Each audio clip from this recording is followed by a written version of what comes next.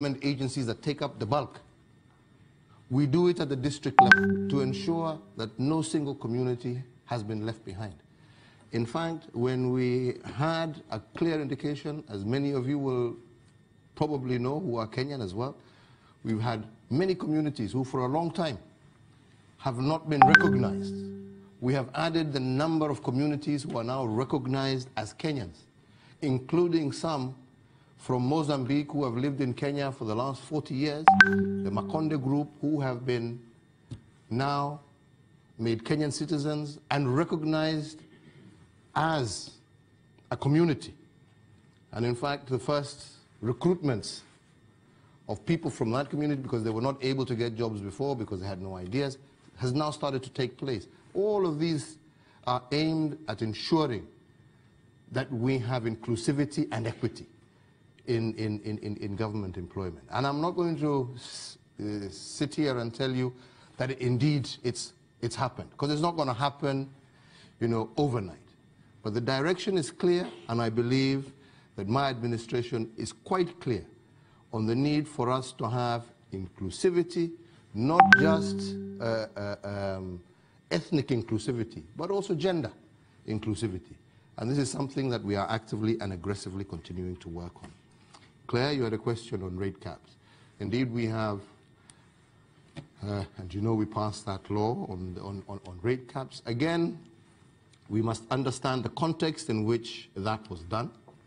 But I believe that a year down the road, we have learned our lessons. We are currently engaged with Parliament with a view of either repealing or modifying. This is an engagement that we're having with the National Assembly.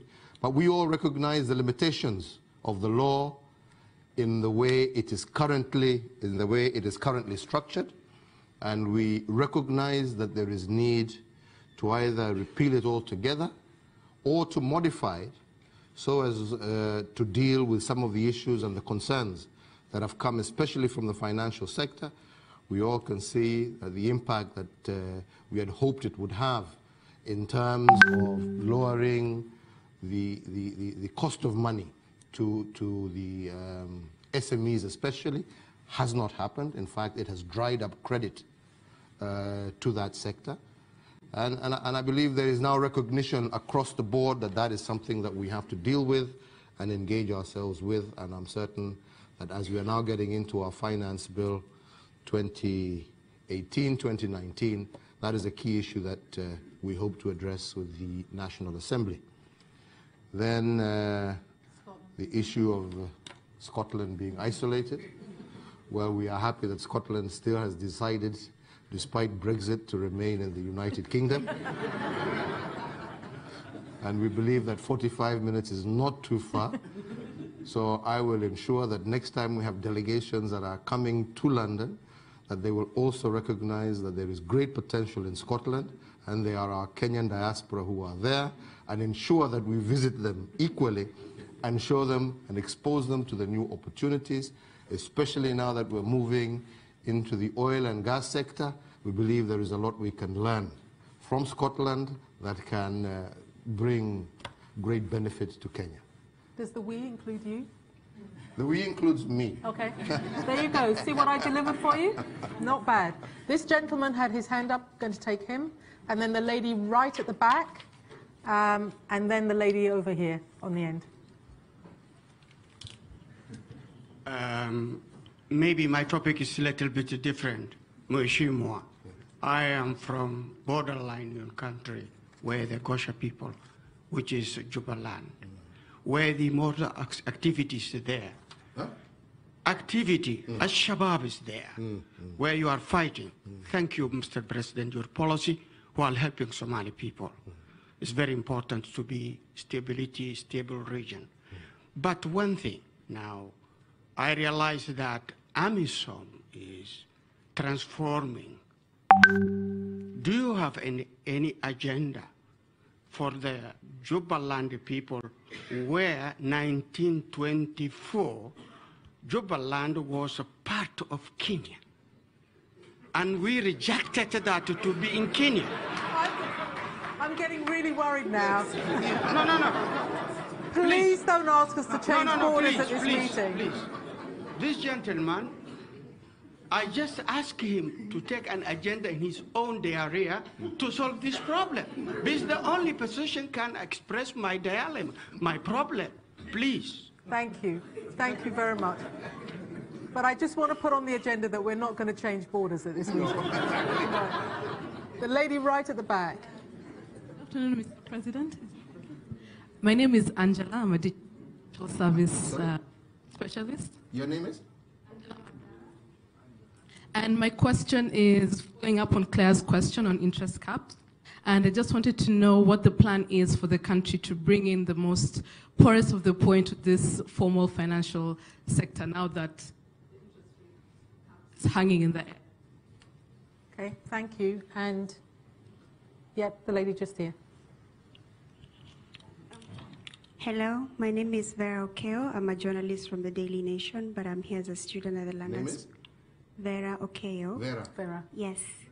My question is on inclusivity, being that I'm Kenyan. I know about the laws and the actual application. I would like to know the role where you place normal Kenyans who don't have a name that matter, because now life in Kenya is very cheap, people are killed, and the rule of law is not there. And in your government, I wonder whether if I'm educated, I'm going to go back to Kenya and do what I actually trained for, because the people you give jobs, I heard about one of your ministers are talking about the Sustainable Development Goals, and it was, for lack of a better word, he had not the slightest idea. So I'm wondering, where do you place the technical people in your government to actually make decisions about stuff like health and technical issues? Is it just about loyalty, or the people who are qualified? Do you use data? Do you use research when you make such decisions? Thank you. Okay. Here's some challenging questions for you. Yes. The border one seems The easy first now, one, right? I think that's the one that's most straightforward. I want it to be very clear so that it doesn't go, you said everything here is on record, that first and foremost, Kenya recognizes our international boundaries. So nobody should put that out of context in one bit. We recognize our international boundaries, but equally we recognize the need for us to be able to work together with our regional brothers and sisters.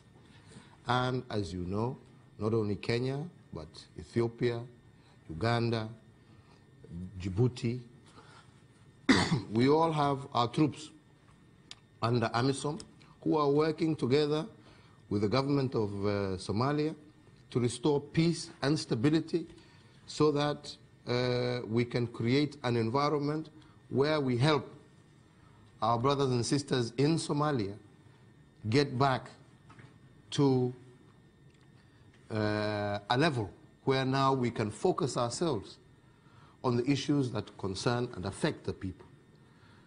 We are working together to see how we can ultimately deal conclusively with the terrorism threat. We are working to train the Somali army to be able to take up its responsibility, because we equally recognize that AMISOM cannot be there forever. This is a role that must be handed over to the government and people of Somalia to be able to manage their own affairs. We are only there in a supporting capacity. We are not there permanently. I think the last thing I want to say is that Kenya equally, and so does the AU, will recognize the constitution, the federal constitution of Somalia, that recognizes the regions, and ours always has been to encourage all these regions to work together with the national government with a view of bringing that country back to a path of peace, stability, and ultimate prosperity of her people. And Kenya will always be counted on as a partner in that endeavor. I think I've answered that one. So we're not here talking about borders. Yeah. Angela, on interest caps, again, that is why we're saying that it is clear to all. There was a lot of pressure, ultimately, that this was going to be the way to make capital available to SMEs and to small traders at much more affordable rates. What I'm saying, it is now quite obvious that that has not actually transpired. And that is why we're saying we need to be able to relook at that law in order to ensure that while we try and protect the smallest lender, we must make sure we do so in an environment where he has access to that capital. And that is the law and the manner in which we are now working together with our National Assembly and all stakeholders to see what is it that we can do, because what we have tried already has proven not to work. So this is work in progress, and like I said, we are hoping that during our upcoming financial bill that we will have been able to have engaged positively with all stakeholders to ensure that we are able to deal both with the original problem that we thought we needed to deal with, but also ensure that we remove these caps that have proved not to work and actually ended up hurting our financial sector. Vera, on the issues of inclusivity, from my point of view, Kenya is a country that abides and lives by the rule of law, and we have always maintained that we respect that law. Anybody who has ever or has a complaint against the fact that he or she has been mistreated, there is an independent commission that has been set up to deal with those particular issues. Each organization, from the judiciary, it is not Uhuru Kenyatta who employs all government employees. Actually, all the employees that I have, which are largely my ministers and my principal secretaries, are appointed on the back of parliamentary approval. I cannot appoint a cabinet secretary or a principal secretary without the approval of the National Assembly. So they're all out there and all in the public. And anybody who has ever gone through any of the other institutions and who has a complaint on the manner in which recruitment has been carried out in any organization, we have now created institutions where you can officially go and lodge your formal complaint, because like I said, our principle, our objective is fairness, is just, and every single Kenyan must feel that they are part and parcel of our society. Mr. President, thank you. I'm really sorry that we have run out of time. I know that there are a lot more questions that people wanted to ask, but thank you to all those who asked questions. I wanted to thank you very much for setting out so very clearly your view of the challenges facing democracy in a modern world, particularly with respect to the political, security, economic and social challenges that not just the world faces, but that Kenya faces. I also think that the comments that you made in relation to trade will be warmly welcomed by the British government, so we'll make sure that they know what you said. But also thank you for taking the time to answer so many questions. We very much appreciate that. And can I remind everyone of Kenya's strategic importance. Kenya is a country which has to work if what we want for the African continent, which is growth and prosperity, and real use of the potential on the continent in terms of its young people. So we all wish you, your government and Kenya well. To the audience, can I ask you to please stay seated while the President leaves? I know that there will be many of you that want to take selfies. Can you please resist? Mr. President, thank you very much again. Thank you very much.